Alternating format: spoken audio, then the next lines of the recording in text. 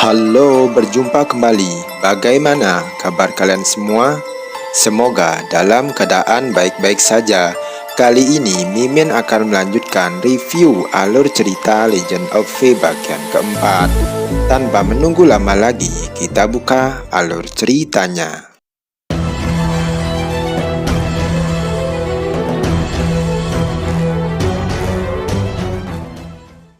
Saat Juve serta Nona Wu sedang asyik mendengarkan kisah masa lalunya Nyonya Duan, tiba-tiba dari luar Nyonya Duan datang menemuinya dan menantang Juve untuk adu bela diri karena dia tahu jurus pedang yang dimainkan Juve kemarin itu merupakan jurus pedang Li Zheng. Tantangan itu pun diterima oleh Juve.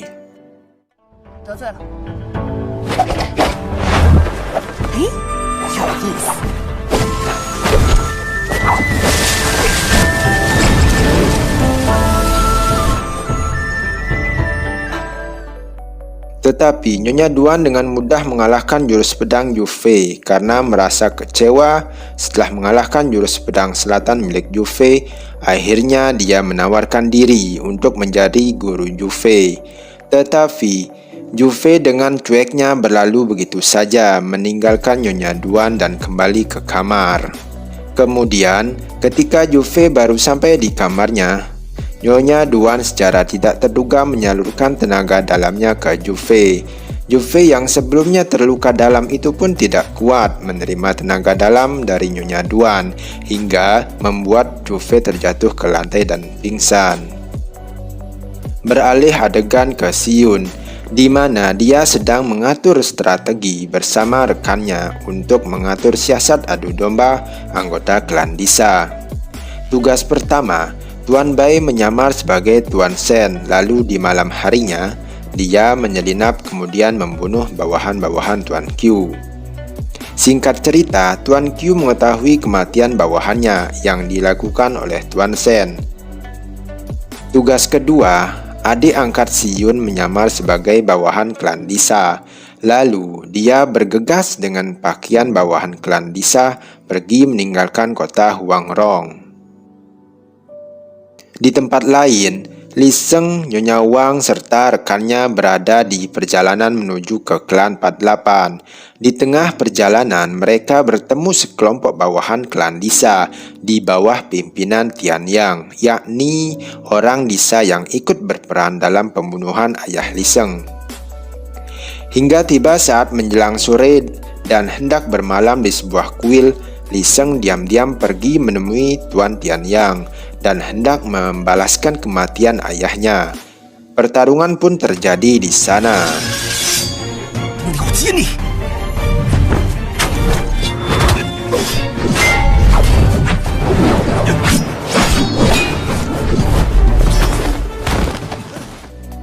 Hingga akhirnya Nyonya Wang datang membantu Li Sheng yang kalah melawan Tian Yang.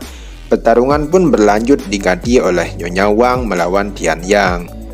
Dan tidak berselang lama Tuan Shen dari Disa tiba di sana. Kemudian pertarungan pun berlanjut kembali.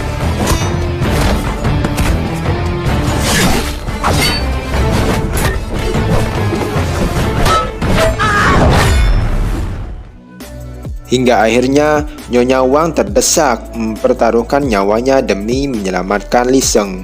Li Sheng yang terluka parah diselamatkan oleh Tetua Chong yang kebetulan lewat di sana dan pergi membawa Li Sheng. Adegan berpindah ke Juve. Nona Wu sedang berdiskusi dengan Nyonya Duan tentang kekhawatirannya terhadap kondisi Juve karena mengalami sindrom Kundalini akibat tenaga dalamnya berontak dengan tenaga dalam yang diberikan Nyonya Duan. Di tempat lain, Siyun sedang mengkhawatirkan keberadaan Juve karena dia pernah berjanji untuk memberikan Juve sebuah pedang mengganti pedangnya yang dulu pernah patah. Adegan kembali ke Juve. Ketika Juve terbangun dari tidurnya, dia tersadar kalau tenaga dalamnya telah hilang dari tubuhnya. Nyonya Duan pun menjelaskan bahwa dia menyegel tenaga dalam Juve untuk sementara waktu demi keselamatannya karena hendak mengajarkan jurus kurang kepadanya. Jufei yang mendengar itu pun menolak untuk diajari jurus kurong hingga Nyonya Duan dibuat marah olehnya. Malam pun tiba. Li Sheng serta Tetua Chong sedang bermalam di dalam hutan yang tidak jauh dari tempat pertarungan melawan Disa siang tadi. Di sana, dia menyesali atas kesalahannya menyebabkan terbunuhnya Nyonya Wang di tangan penjahat. Kemudian, dia mengaturkan doa untuk merelakan kepergian Nyonya Wang beserta rekan klan 48-nya. Sedangkan Tetua Chong yang berada di sana mendekatinya dan meminta Li Sheng untuk mengantarkannya ke Akademi Qi, yakni akademi tempat tinggalnya tetua itu. Adegan berpindah ke Jufei, di mana dia teringat akan lontar pemberian Tetua Chong waktu itu. Kemudian dia mencoba melatih ulang teknik yang ada di lontar tersebut. Namun, karena tubuhnya belum kuat akibat luka dalamnya, dia pun menghentikan untuk melatihnya. Esok harinya di kediaman keluarga Huo, Huo Lianto menemui kakaknya yang bernama Huo Chenpeng. Dia menggeledah kamar kakaknya untuk mencari token kepemimpinan keluarga Huo dan mengambil paksa token itu dari kakaknya. Tidak selang lama setelah Huo Lianto pergi dari tempat kakaknya, Tetua Chong datang bersama Li Sheng, mendapati Huo Chenpeng yang sedang terbaring sekarat di lantai. Detik-detik kematiannya, Huo Chenpeng memberitahu Tetua Chong bahwa token keluarga Huo sudah dirampas oleh adiknya yang serakah. Beralih adegan ke Jufei. Di sini, kediaman hakim daerah diramaikan dengan kedatangan Tuan Qiu serta bawahannya. Sedangkan Nona Wu yang menyamar sebagai pelayan baru di sana dikejar oleh pemuda gendut tempo hari itu, yakni tidak lain adalah anak dari hakim daerah. Sedangkan Jufei yang masih menggigil kedinginan akibat dua tenaga dalam yang ada di dalam tubuhnya belum menyatu, mencoba mengatasinya dengan duduk bersemedi. Di tengah semedinya, dia mendapatkan penglihatan ditemui sosok kakeknya serta mengajarkannya jurus pedang selatan. Di tempat lain, Si Yun memberi tugas lanjutan kepada Tuan Bai, menyamar sebagai Nona Wu dan mengalihkan perhatian Disa di sana. Hingga Tuan Qiu mendapat laporan bahwa bawahannya menemukan jejak keberadaan anak keluarga Wu yang dicarinya. Sedangkan Nona Wu yang asli masih berada di kediaman hakim daerah. Nona Wu yang tadinya menyamar sebagai pelayan itu mendapat tugas untuk mengambil baju pesanan di sebuah toko jahit di sana. Tidak selang lama, datang pemuda gendut itu menemui Tuan Qiu di jalan pasar dekat sana yang kehilangan jejak Nona Wu yang palsu dan melaporkan bahwa buronan yang mereka cari sedang berada di sebuah toko kain. Tempat itu pun didatanginya. Nona Wu melihat kedatangan pemuda gendut bersama penjahat itu dari kejauhan. Dia pun segera meninggalkan tempat itu dengan berpura-pura kepada pemilik toko untuk pergi ke toilet. Dia pun berhasil kabur dari tempat itu. Di tengah perjalanan, dia melihat bawahan Disa mengejar seseorang yang mirip dirinya. Dia pun menduga kalau itu adalah kerjaan kakak Siun, hingga dia pun selamat dari kejaran bawahan-bawahan Disa. Sedangkan pemuda gendut putra hakim daerah itu sudah berada di rumah dan dia menguping pembicaraan tukang masak di sana mengenai penambahan makanan buat Nyonya Duan. Hingga akhirnya dia curiga bahwa di tempat tinggal Nyonya Duan itu disembunyikan seseorang gadis buronan. Kemudian dia pun memberanikan diri menyelinap ke halaman rumah Nyonya Duan. Di sana, dia masuk ke sebuah kamar dan didapatinya seorang gadis yang tempo hari yang menganiayainya itu sedang duduk di atas ranjang sana. Dia pun menduga bahwa gadis itu yang dicarinya klan Disa. Tiba-tiba dari belakang datang Nyonya Duan dan memukul wajah pemuda gendut itu hingga terjatuh ke lantai dan pingsan. Kemudian dia dibuat bertanya-tanya karena Nona Wu tidak berada di sana. Di tempat lain, Nona Wu sedang berjalan menghindari sergapan bawahan klan Lisa.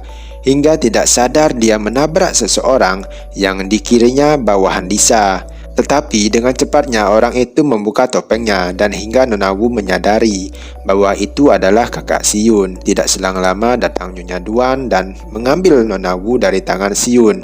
Siyun pun mengejar perempuan yang membawa pergi Nona Wu itu. Dan hingga hampir terjadi perkelahian antara Nyonya Duan dengan Siyun. Namun dengan secepatnya Nona Wu menghentikannya dan mengatakan kepada Nyonya Duan bahwa itu adalah Siyun, teman dekatnya Yufei.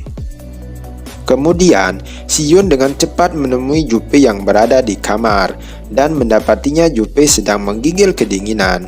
Dia pun penasaran apa yang membuatnya Yufei seperti itu. Lalu Nona Wu menjelaskan kepada Siyun masalah yang terjadi mengenai Yufei yang membuatnya seperti itu.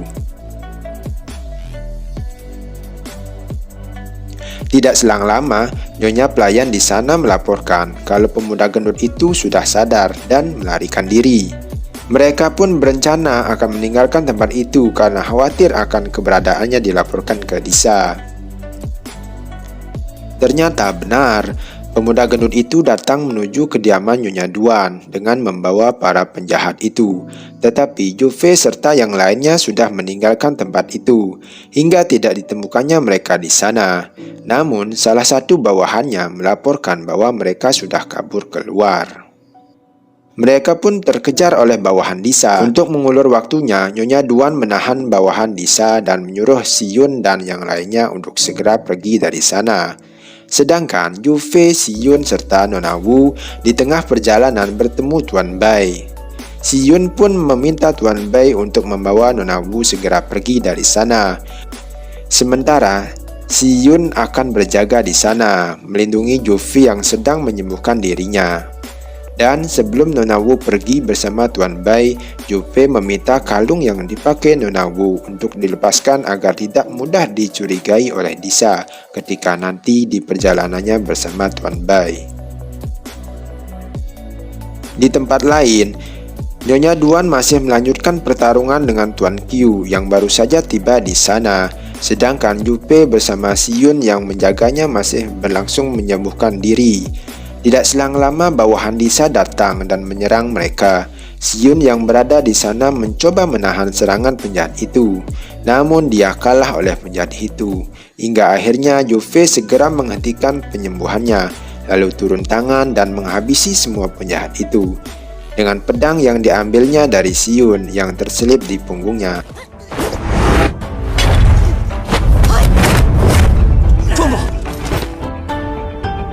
Di tempat lain, Nyonya Duan masih bertarung melawan Tuan Qiu yang menggunakan air beracun untuk menyerangnya.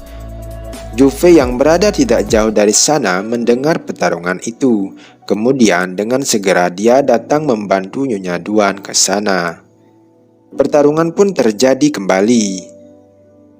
Yufei dengan mudahnya mengalahkan Tuan Qiu hingga Tuan Qiu yang terdesak dan kalah melawan Yufei kabur dari sana. Tetapi Yufei yang sudah terlalu dendam dan ingin membalaskan kematian rekan-rekannya tidak melepaskannya begitu saja.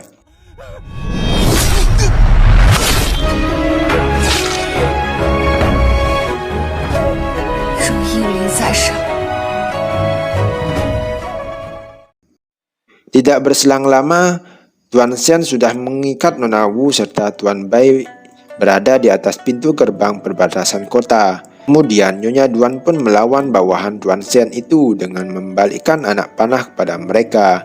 Sedangkan Siyun menyembunyikan Yufei yang masih pingsan di dekat sana. Kemudian dia ikut melawan penjahat itu dengan kemampuannya. Dengan kemampuan ilmu peringan tubuhnya, dia pun mencoba menghindari setiap anak panah dari penjahat itu. Dan tidak selang lama Yufei yang sudah tersadar dari pingsannya segera datang membantu Siyun untuk melepaskan ikatan tali di tangan Tuan Bai serta Nona Wu.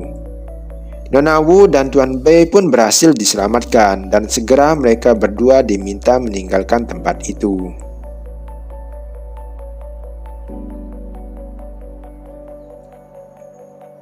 Di sisi lain, Pertarungan antara Nyonya Duan dengan Tuan Shen pun dimenangkan oleh Nyonya Duan dengan pukulan telapak tangannya mengenai Tuan Shen hingga terpental. Setelah itu, Nyonya Duan meminta Xion membawa pergi Zhu Fei dari sana karena dia merasa bahwa Tuan Shen belum kalah darinya. Kemudian, pertarungan pun terjadi kembali hingga Nyonya Duan berhasil melepaskan tangan besinya Tuan Shen yang ternyata tangan kanan Tuan Shen buntung sebelah. Namun Tuan Shen berhasil memukul Nyonya Duan dengan tangan kirinya hingga beberapa kali pukulan dan membuat Nyonya Duan pun jauh terlempar. Hingga akhirnya terlihat butiran-butiran mutiara yang dibawa Nyonya Duan pun berhamburan. Ternyata itu adalah pemberian Li Zeng kepada Nyonya Duan waktu itu. Di tempat lain, Xion berhasil membawa Zhu Fei kabur jauh dari kejaran penjahat itu. Di sana, Zhu Fei telah berhasil mengembalikan tenaga dalamnya, hingga Xion pun memujinya. Lalu, Zhu Fei yang merasa kasihan melihat luka Xion di tangannya, itu pun membalutnya dengan kain. Namun, tiba-tiba Zhu Fei terpingsan kembali karena merasa tenaga dalamnya hilang lagi. Singkat cerita, di saat malam dia sudah tersadar dan berada di sebuah gubuk penginapan dekat hutan sana dan mendengar suara seruling yang dimainkan oleh Xion.